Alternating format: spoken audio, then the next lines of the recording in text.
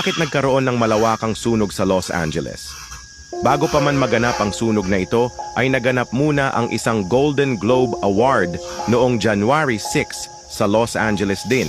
At ito ang mga sinabi ng host doon. Cast and crew are leading the way with 11 mentions.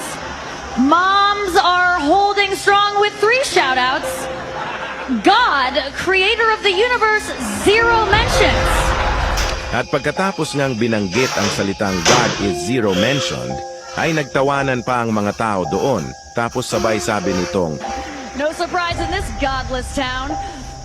at pagkatapos nga lang ng ilang mga araw, ay naganap na ang malawakang sunog sa bayan ng Los Angeles na kung saan ay patuloy itong lumalaki at lumalawak ang apoy kahit na pilit pa nila itong inaapula, kung saan ay aabot na sa 200,000 na pamilya na ang naapektuhan. Ano sa tingin ninyo? Nagkataon lang ba ito? O parusa na ito ng Diyos sa kanila dahil ininsulto nila ang Diyos na sinabing wala daw ambag ang Diyos at godless daw ang kanilang lugar? God, creator of the universe, 0 mentions. Tandaan mo ito, huwag hahamunin ang Diyos dahil baka magsisi ka kung ipaparanas niya ang pighati sa iyo.